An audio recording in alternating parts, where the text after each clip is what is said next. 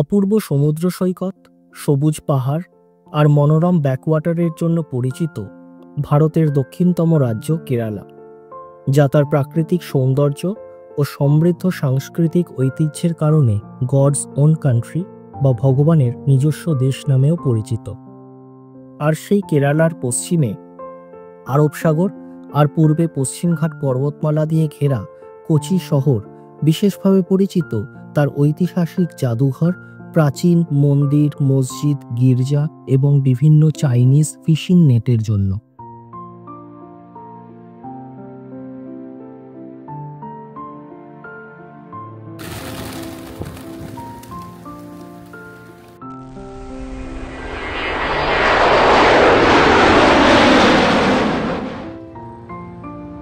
নমস্কার বন্ধুরা, আমি সৌরভ, আমি অমৃতা, আর আমি Poko, and welcome to our YouTube channel ভবঘুরে প্রবাসী। আর আজ আমরা শুরু করছি আমাদের কেরালা ট্রিপ সিরিজের প্রথম ভ্লগ। আর সেই যাত্রার শুরু কোচি শহর থেকে। এই ট্রিপটা আমাদের জন্য একটু স্পেশাল, কারণ এবার শুধু আমরা তিনজনই নয়, সঙ্গে আছেন আমার বাবা মা এবং অমৃতার বাবা মাও। মানে পুরো একটা কমপ্লিট ফ্যামিলি প্যাকেজ বলতে পারেন। তাহলে চলুন শহরটাকে এক্সপ্লোর করা যাক। হাওড়া স্টেশন থেকে ট্রেনে চেপে আমরা সোজা এসে নেমে পড়েছিলাম এর্নাকুলাম স্টেশনে, এবং স্টেশন থেকে বেরিয়েই আমরা উঠে পড়লাম আমাদের আগে থেকেই বুক করে রাখা গাড়িটাতে। এই গাড়িটা আমরা আমাদের পুরো কেরালা ট্রিপটার জন্যই বুক করে রেখেছি। মানে আজকে থেকে আগামী 13 দিন এই গাড়িটাই আমাদের সাথে থাকবে এবং আমাদেরকে নিয়ে ঘুরে বেড়াবে সারা কেরালায়।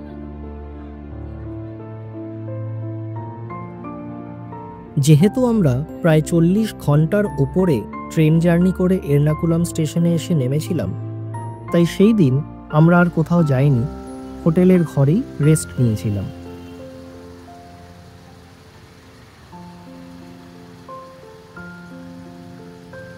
আমরা যেহেতু আমাদের এই কেরালা ট্রিপটার প্রত্যেকটা লোকেশনের হোটেলই অনলাইনে বুক করেছিলাম, তাই আপনাদের সবার মতোই আমাদের মনেও একটা কিউরিসিটি ছিল যে হোটেল রুমটা কেমন হবে।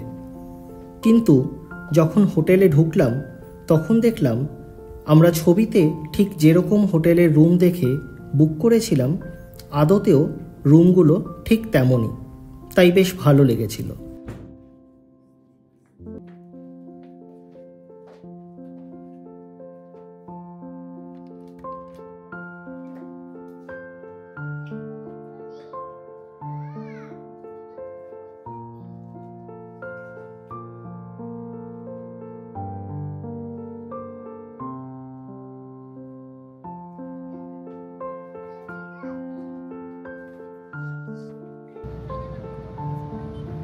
পরের দিন সকালবেলা হোটেলেই ব্রেকফাস্ট করে আমরা বেরিয়ে পড়েছিলাম কোচির সাইট সিইং করতে।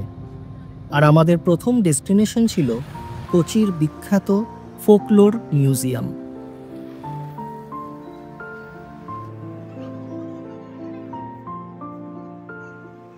এখানে দক্ষিণ ভারতের সংস্কৃতি, পোশাক, বাদ্যযন্ত্র আর শিল্পকর্মের অসাধারণ সংগ্রহ আছে।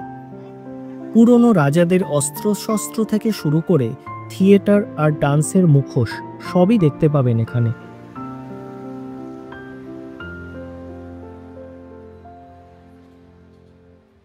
Three floors here. Three floors are in three different styles: Malabar, Kochi, Travancore, the northern, central and southern part of Kerala. More than 40,000 ethnic artifacts are exhibited. It is all collected by one person. So within 3 floors you are going to experience a complete Kerala culture. Entry ticket is here 200 per person. Photography just pay 100 extra. Everybody can click pictures with your camera or mobile phone. Okay. 6 members.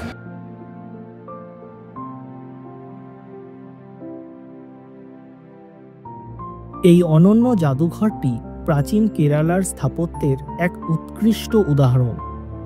সম্পূর্ণ কাঠ, লেটারাইট পাথর এবং মাটির tiles দিয়ে তৈরি এই স্থাপত্যটি দর্শনার্থীদের মুগ্ধ করে। এই জাদুঘরে রয়েছে ৬,০০০-এরও বেশি জাতিগত শিল্পকর্মের সংগ্রহ, যা এটিকে কেরালার সবচেয়ে বড় ঐতিহ্যবাহী সংগ্রহশালা হিসাবে গড়ে তুলেছে।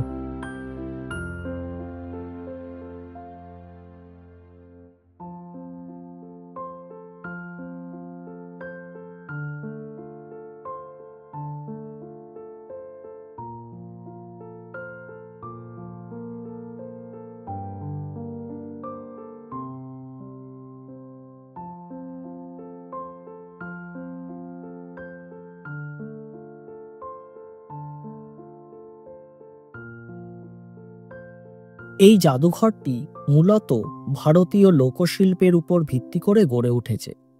প্রতিটি মূল্যবান শিল্পকর্মের সঙ্গে বয়স, নির্মাণ উপাদান, ঐতিহাসিক গুরুত্ব এবং বর্তমান বাজার মূল্যের বিস্তারিত বিবরণ তুলে ধরা হয়।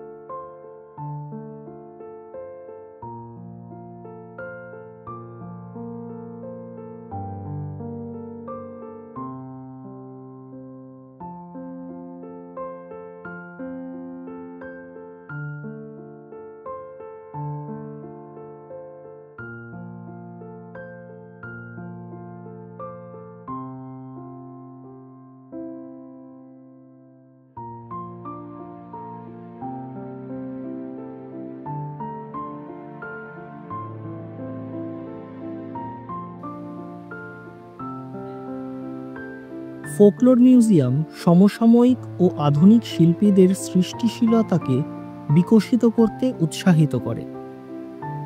এই গ্যালারি স্পেসের মাধ্যমে এখানকার এই সমস্ত শিল্পীরা তাদের শিল্পকর্ম প্রদর্শন ও বিক্রির সুযোগ পান।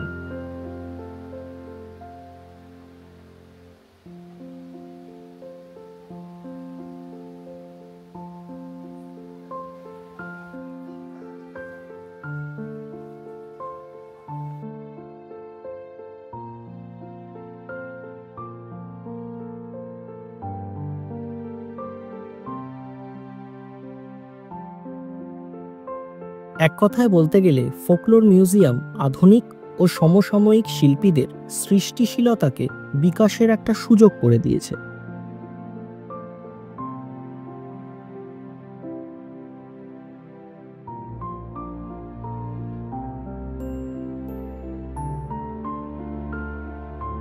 এই সংগ্রহশালার উদ্যোক্তাদের কথা অনুযায়ী এনাদের একটি বিস্তৃত শিল্পী নেটওয়ার্ক রয়েছে, যার মাধ্যমে জাদুঘরের দর্শনার্থীরা সরাসরি শিল্পকর্ম কেনার সুযোগ পান। দর্শনার্থীরা এখানে কিনতে পারেন oil painting, mural art, portrait এবং তাঞ্জাভুর আর্টওয়ার্ক, মাইসোর পেন্টিং সহ ভারতীয় ঐতিহ্যবাহী চিত্রশিল্প বিদ্যালয়ের পুরনো শিল্পকর্মের পুনরুৎপাদন।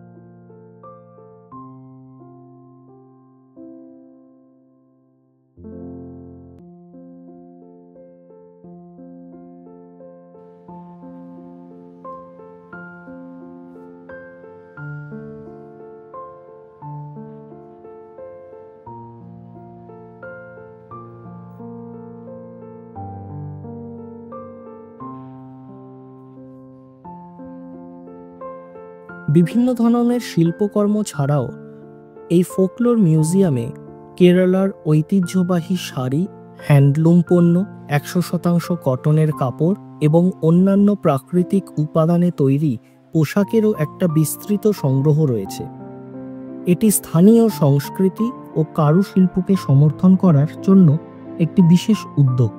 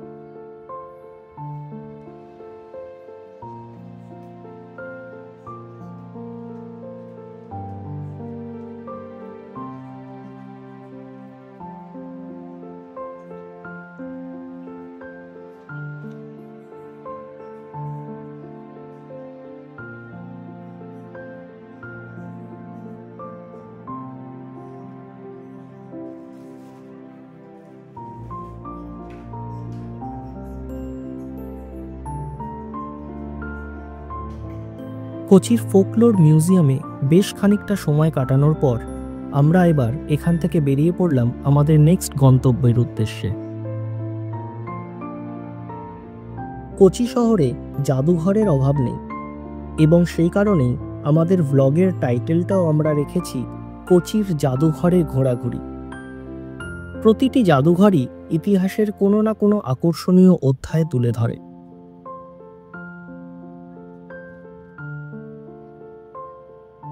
আবার কিছু জাদুঘরের নিজেরও একটা ইতিহাস আছে। তেমনই একটি জাদুঘর হলো ফোর্ট কোচির ইন্ডিয়ান মেরিটাইম নেভাল মিউজিয়াম।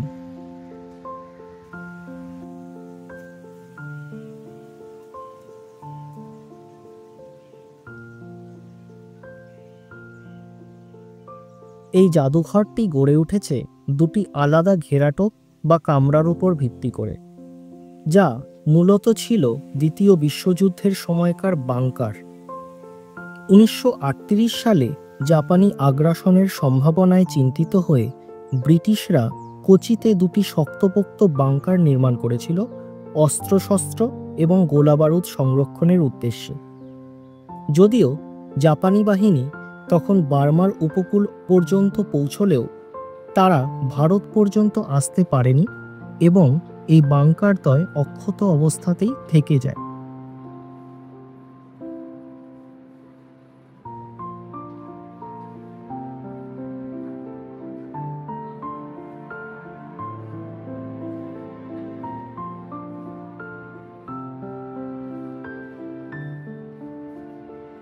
দীর্ঘ কয়েক দশক পর 2001 সালে ভারতীয় নৌবাহিনীর সাদার্ন নেভাল কমান্ড এই স্থানটিকে একটি জাদুঘরে রূপান্তর করার সিদ্ধান্ত নেয়। এখানে দর্শনার্থীরা কেরালার সামুদ্রিক ইতিহাসের নানা অধ্যায় ঘুরে দেখতে পারেন এবং ভারতীয় নৌবাহিনীর বিভিন্ন অ্যান্টিক ও স্মারক সংগ্রহ উপভোগ করতে পারেন।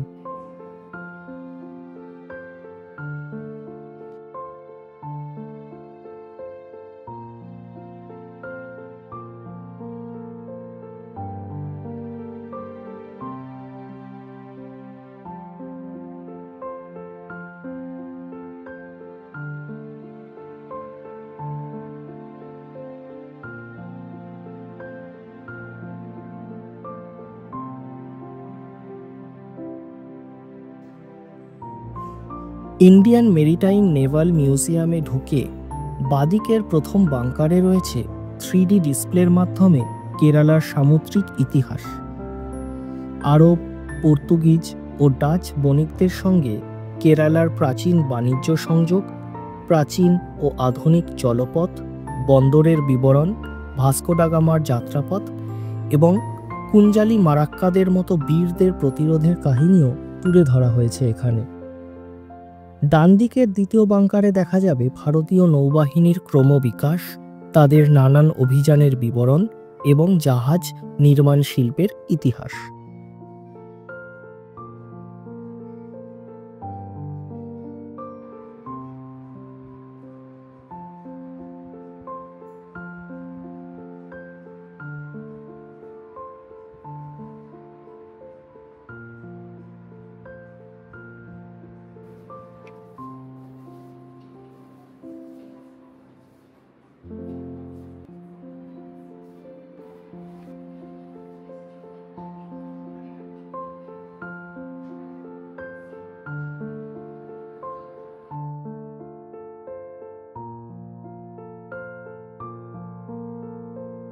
জাদুঘরের পরিচ্ছন্ন লনে প্রদর্শিত রয়েছে ভারতীয় নৌবাহিনীতে ব্যবহৃত যুদ্ধাস্ত্র ও সরঞ্জামের বিশাল সংগ্রহ, যেমন missile, radar, depth charge, mine, গান, টর্পেডো, রকেট লঞ্চার ইত্যাদি।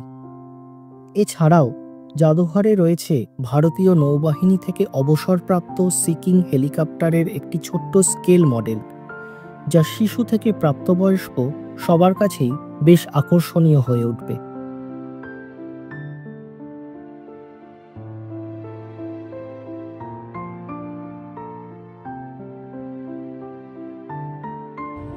ইন্ডিয়ান নেভাল মেরিটাইম মিউজিয়াম থেকে বেরিয়ে আমাদের নেক্সট ডেস্টিনেশন ছিল সেন্ট ফ্রান্সিস চার্চ। যা কোচি শহরের ফোর্ট কোচি অঞ্চলে অবস্থিত। 1503 সালে নির্মিত এই চার্চটি ভারতের প্রাচীনতম ইউরোপীয় চার্চগুলির মধ্যে অন্যতম। উপমহাদেশে ইউরোপীয় ঔপনিবেশিক আগ্রাসনের সাক্ষী হিসেবে এই চার্চটির একটি ঐতিহাসিক গুরুত্ব অত্যন্ত উল্লেখযোগ্য। 1524 সালে তার তৃতীয় ভারত সফরে এসে পর্তুগিজ নাবিক জনপ্রিয় ভাস্কো ডা গামা কোচিতে মৃত্যুবরণ করেন এবং প্রাথমিকভাবে তার মরদেহ এই চার্চেই সমাহিত করা হয়।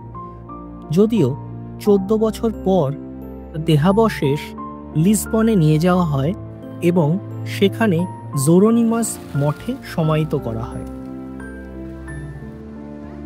সেন্ট ফ্রান্সিস চার্চ থেকে বেরোলেই উল্টো দিকে হাঁটা পথেই চলে যাওয়া যায় ব্যাকওয়াটারের বিচ ওয়াকে। আমরা যদিও এখানে খুব একটা বেশি সময় কাটাইনি, কারণ আমাদের কেরালা ট্রিপে অ্যালেপ্পিটা অলরেডি ইনক্লুডেড ছিল এবং অ্যালেপ্পি ব্যাকওয়াটারের জন্য প্রসিদ্ধ, তাই এখানে আমরা খুব একটা বেশি সময় কাটাইনি।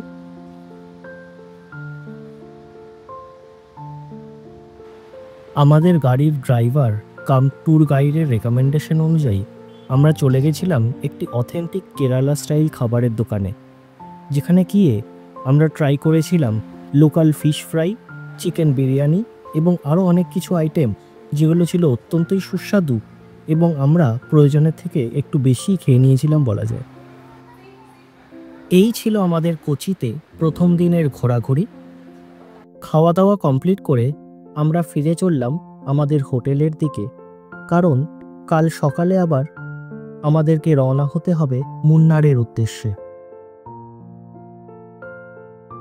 ভিডিওটা ভালো লাগলে লাইক, শেয়ার এবং সাবস্ক্রাইব করে আমাদের পাশে থাকবেন। দেখা হবে পরের পর্বে। Tata, bye bye.